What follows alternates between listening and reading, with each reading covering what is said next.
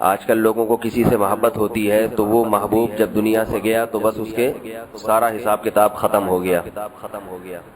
ایک صحابی آئے، رسول اللہ صلی اللہ علیہ وسلم سے عرض کیا والدین کے ساتھ حسن سلوک سے متعلق، تو آپ صلی اللہ علیہ وسلم نے فرمایا اپنے والد کے ساتھ اچھا سلوک کرو، اور والد دنیا میں نہیں ہے، فرمایا تبرہ ود ابیک، اپنے والد کے دوستوں کے ساتھ اچھا سلوک کرو۔ یعنی جب باپ دنیا سے چلا جائے اب باپ کے ساتھ تو حسن سلوک کا موقع ختم ہو گیا، سوائے دعاؤں کے، دعائیں کی جا سکتی ہیں باپ کے لیے، لیکن باپ کے دوست احباب موجود ہیں جن سے آپ کی دوستی نہیں ہے، آپ کے والد کی دوستی تھی، تو ان دوست احباب سے اچھی طرح سے ملنا چاہیے انسان، اور ان کو بتانا چاہیے کہ میں آپ سے اچھا تعلق اس لیے رکھ رہا ہوں کہ آپ میرے والد محترم کے دوست تھے۔ حدیث میں ہے کہ آپ صلی اللہ، حضرت عائشہ رضی اللہ تعالی عنہ فرماتی ہیں کہ رسول اللہ صلی اللہ علیہ وسلم، آپ کی جب زوجہ حضرت خدیجہ کا انتقال ہو گیا، آپ صلی اللہ علیہ وسلم کو اپنی زوجہ حضرت خدیجہ سے بہت محبت تھی، جب انتقال ہو گیا تو آپ صلی اللہ علیہ وسلم بکری ذبح کرتے، اس کے گوشت کو تقسیم کر کے حضرت خدیجہ کی سہیلیوں کے گھر بھیج دیا کرتے۔ تو یہ آپ صلی اللہ علیہ وسلم نے اپنی زوجہ کو کہ دنیا سے جانے کے بعد ان کی سہیلیوں کے ہاں ہدایہ بھیجیں۔ اس سے بھی پتہ چلتا ہے کہ نبی کی سنت کیا ہے کہ اپنے قریبی رشتہ داروں کے دنیا سے جانے کے بعد تعلق ختم نہیں ہوتا، بلکہ ان کے دوست احباب سے تعلق رکھنا چاہیے، اور ان کو یہ باور کرانا چاہیے کہ ہم آپ سے اس لیے یہ حسن سلوک کر رہے ہیں کہ آپ ہمارے فلاں محبوب کے دوست ہیں، زندگی میں بھی اور مرنے کے بعد بھی۔ البتہ یہاں ایک بات میں اکثر لوگوں کو بتاتا ہوں کہ آپ کی جب بیوی کا انتقال ہو جائے، اللہ نہ کرے، ویسے تو عام طور پہ مردوں کے انتقال پہلے ہوتے ہیں، ان کی بیویاں بعد میں ہی مرتی ہیں، ریشو یہی ہے دنیا میں۔ آپ کا انتقال بعد میں ہو، بیوی کا انتقال پہلے ہو جائے، تو پھر آپ اس سنت کو کیسے زندہ کریں گے؟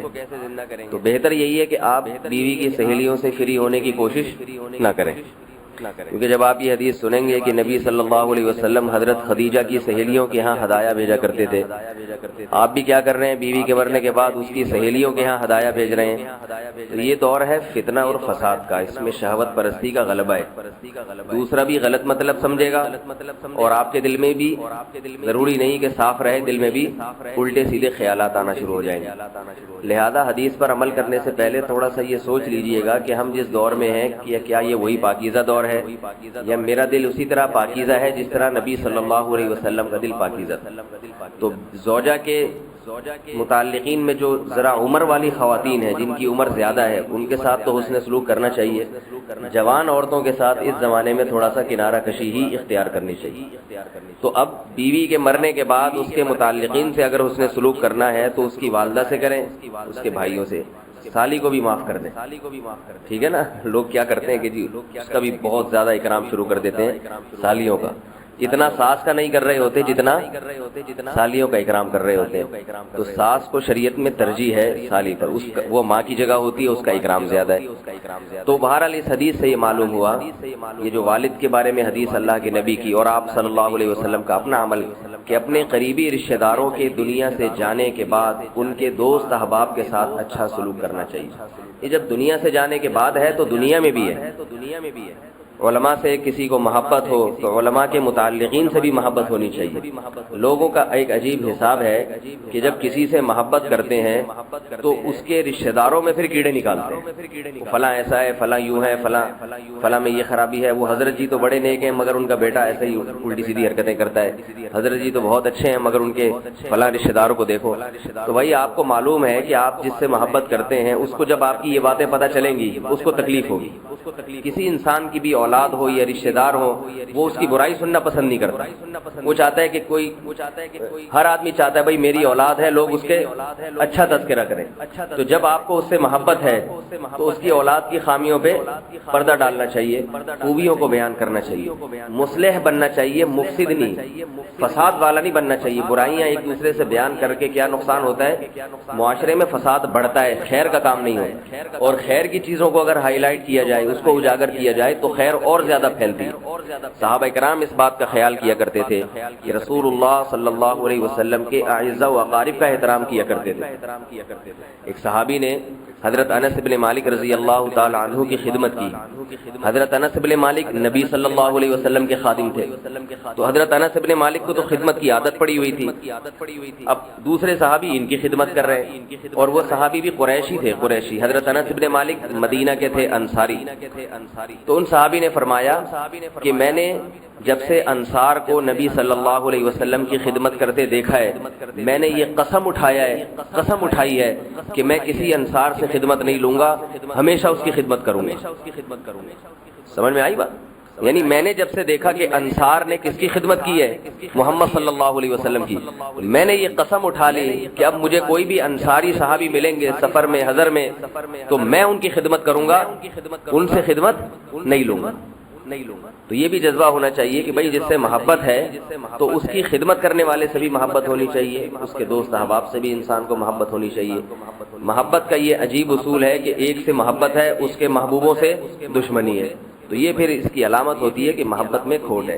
ایک خاص بات یہاں پر کہ محبت کرنے کا حکم ہے، فالو کرنے کا حکم نہیں ہے، کسی کی اتباع کرنے کا حکم نہیں ہے۔ غلو بھی یہ ہوتا ہے کہ پیر صاحب سے محبت ہے، ان کے بیٹے سے بھی ہونی چاہیے، مگر بیٹے کی اتباع کی اجازت نہیں اگر وہ غلط راستے پر چل رہے ہیں۔ لوگ کیا کرتے ہیں، چونکہ ہمارے پیر صاحب آب زمزم میں دھلے ہوئے ہیں اور ان کے بیٹے بھی بہت نیک تھے اور پیر صاحب ان سے بڑی محبت کرتے ہیں، لہذا یہ بیٹا جو بھی کہے گا وہ پتھر پہ لکیر ہے، ہم اس کی بھی اتباع کریں گے۔ یہ پھر شخصیت پرستی ہے، اس کی اجازت پیر صاحب کی اتباع کی اجازت نہیں، اگر وہ شریعت کے خلاف چلیں تو ان کے بیٹے کی اتباع کی اجازت کہاں سے ہوگی؟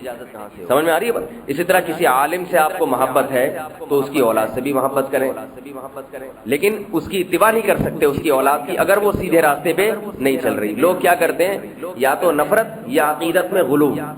عقیدت میں غلو کا کیا مطلب ہے کہ اب اس کے قریبی رشتہ دار جو بھی الٹا سیدھا کام کریں اس پہ شریعت کا لیبل لگا دیا جاتا ہے کہ بھئی یہ تو چونکہ پیر صاحب کے خاندان کے ہیں یا ان کے باپ ہیں یا ان کے بیٹے ہیں، بس یہ جو کہیں گے وہ صحیح ہے۔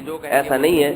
وَاتَّبِعْ سَبِيلَ مَنْ أَنَابَ إِلَيَّ، قرآن نے محبت اور خدمت کے اصول الگ بیان کیے ہیں اور اتباع کے اصول الگ بیان کیے۔ ایک آیت بس پڑھ کے بات ختم کرتا ہوں، کیسی جامع آیت ہے۔ فرمایا قرآن مجید نے کہ وَصَاحِبْهُمَا فِي الدُّنْيَا مَعْرُوفًا، والدین سے محبت کرو، دنیا میں ان کے ساتھ حسن سلوک کرو۔